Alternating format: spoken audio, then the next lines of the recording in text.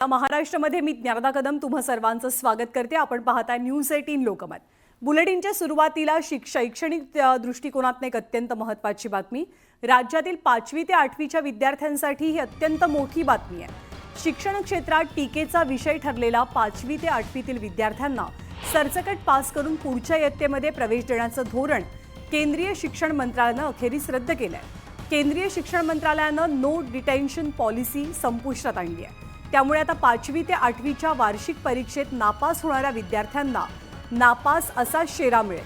तसंच या विद्यार्थ्यांना 2 महिन्यांच्या आत पुन्हा परीक्षा देता येणार आहे। परंतु या परीक्षेतही जर विद्यार्थी नापास झाले तर पुढच्या इयत्तेत काही त्यांना प्रवेश मिळणार नाही। सोबतच कुठल्याही शाळेत इयत्ता 8वी पर्यंतच्या कुठल्याही विद्यार्थ्याला शाळेतनं काढून टाकता येणार नाहीये। मुलांमधली शिकण्याची क्षमता सुधारणं आणि शैक्षणिक कामगिरी उंचावणं हे या निर्णय घेण्यामागचं महत्त्वाचं ध्येय असल्याचं सरकारनं स्पष्ट केलंय।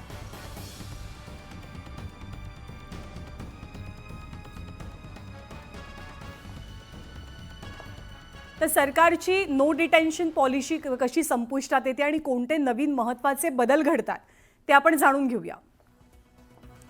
5वी ते 8वी पर्यंतच्या विद्यार्थ्यांना जे आतापर्यंत पुढे ढकललं जात होतं ते विद्यार्थी नापास झाले तरी ते धोरण आता बंद होणार आहे। नो डिटेन्शन पॉलिसी सरकारने संपुष्टात आणली आहे। त्यामुळे 5वी ते 8वी प्रत्येकाला उत्तीर्ण व्हावंच लागेल। अनुत्तीर्ण विद्यार्थ्यांची 2 महिन्यांनंतर पुनर्परीक्षा किंवा फेरपरीक्षा घेतली जाईल आणि पुन्हा जर विद्यार्थी त्याही परीक्षेत नापास झाले तर त्यांना पुढच्या इयत्तेमध्ये प्रवेश मिळणार नाही। तो प्रवेश अर्थातच नाकारला जाईल। आतापर्यंत होत असं होतं की मुलं जरी नापास झाली तरी त्यांना पुढे ढकलण्यात येत होतं। 5वी ते 8वी सरसकट पासचं धोरण आता केंद्रीय शिक्षण मंडळाने एक मोठा निर्णय घेत रद्द केलेला आहे। त्यामुळे हा जो एक ॲडव्हान्टेज विद्यार्थ्यांना मिळत होता 5वी ते 8वी पर्यंतचा नापास न होण्याचा तो अर्थातच बंद होतोय। 8वी पर्यंत कुठल्याही विद्यार्थ्याला शाळेतनं काढता येणार नाही शाळेला, हे सुद्धा आता स्पष्ट करण्यात आलंय।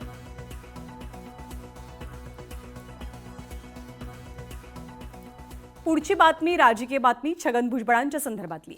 मंत्रिपद न मिळाल्यामुळे नाराज झालेल्या छगन भुजबळांनी आज देवेंद्र फडणवीसांची भेट घेतली। त्यामुळे नक्की भुजबळांच्या मनात चाललंय तरी काय हा सवाल उपस्थित झालाय। भुजबळांना केंद्रामध्ये मंत्रिपद मिळण्याची सुद्धा चर्चा आहे आणि भुजबळ वाटेवरती भाजपच्या आहेत का असाही एक अंदाज बांधला जातोय।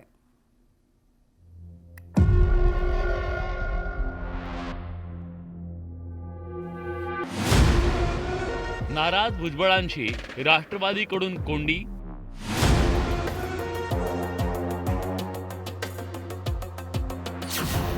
राष्ट्रवादीनं भुजबळांना सोडलं वाऱ्यावर। नाराज भुजबळ फडणवीसांच्या भेटीला। 8-10 दिवसानंतर आपण पुन्हा भेटू आणि निश्चितपणे जे आहे काय ते एक चांगला मार्ग जे आहे याच्यातून निश्चितपणे आपण शोधून काढू। राज्य मंत्रिमंडळ विस्तारातून डावलल्या गेलेल्या छगन भुजबळांनी आपली नाराजी वेळोवेळी मांडली आहे। मंत्रिमंडळातून वगळण्याच्या मागे अजित पवारच असल्याकडे भुजबळांच्या टीकेचा रोख होता। लवकरच भुजबळांची भेट घेऊ असं राष्ट्रवादीचे वरिष्ठ नेते म्हणत असले तरी राष्ट्रवादीच्या कोणत्याही वरिष्ठ नेत्यांनी त्यांची भेट घेतली नसल्यानं भुजबळांच्या नाराजीकडे पक्ष नेतृत्वानं जाणीवपूर्वक दुर्लक्ष केल्याचं दिसून येत आहे। एकीकडे पक्षाकडून कोंडी होत असताना दुसरीकडे छगन भुजबळांनी नाशिक आणि मुंबईत ओबीसी नेत्यांची बैठक घेतली, चर्चा केली। अशात आज भुजबळ थेट राज्याचे मुख्यमंत्री देवेंद्र फडणवीसांच्या भेटीसाठी दाखल झाले। राष्ट्रवादीला पर्याय म्हणून भाजपचा तुम्ही स्वीकार करणार का? एक स्पष्ट प्रश्न आहे। हे बघा, यापेक्षा मी आता जास्त काही सांगू शकत नाही। मला जे काय बोलायचं आहे मी यापूर्वी सगळं बोललेलो आहे तुमच्याबरोबर। धन्यवाद। या भेटीनंतर फडणवीसांनी नेमकं काय आश्वासन दिलं याचा खुलासा भुजबळांनी केलाय। एक 8-10 दिवस मला तुम्ही द्या।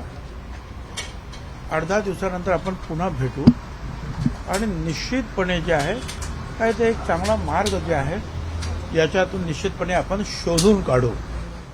प्रश्न निर्माण झालेला आहे, पण आम्ही सगळे मिळून याच्यावर तोडगा काढू आणि भुजबळ साहेबांसारखा एक नेता हा आमच्यासोबत मैदानात असला पाहिजे या दृष्टीनं त्यातनं मार्ग काढला. पक्षात चालणार आहे का ते जर स्वागत अहो, त्यांनी असं आहे त्यांनी अशी मागणी केली नाही, अशा प्रकारचा कुठला विषयही समोर आलेला नाही. भुजबळांनी अजित पवारांची भेट घेण्याच्या ऐवजी फडणवीसांकडे आपलं दुखणं मांडल्यानं अनेकांच्या भुवया उंचावल्या. तर मविया नेत्यांनी भुजबळ फडणवीस भेटीवर सूचक टिप्पणी केली आहे. तिघांनी त्यांना वापरलं आणि सत्ता आली की बाजूला केलं हे दिसते. त्यामुळे त्यांना नवा पर्याय ते शोधत असतील. त्यांना आमच्या शुभेच्छा आहेत.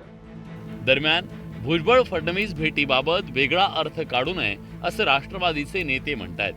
तर पक्षाचे प्रमुख अजित पवार यांनी या भेटीवर जास्त बोलणं टाळलं. आमचा तो पार्टी अंतर्गतला प्रश्न आहे, आम्ही आमच्या पद्धतीने सोडू. आमचा तो पार्टी अंतर्गतला प्रश्न आहे, आम्ही आमच्या पद्धतीने सोडू. मंत्रिमंडळातून डावलल्या गेल्यानं भुजबळ चांगलेच दुखावले गेलेत. त्यांनी आपली नाराजी जाहीरपणे बोलून दाखवली. पण ना अजित पवारांनी त्यांच्या नाराजीची दखल घेतली, ना त्यांच्या पक्षातील बड्या नेत्यांनी भुजबळांच्या मनधरणीसाठी प्रयत्न केले.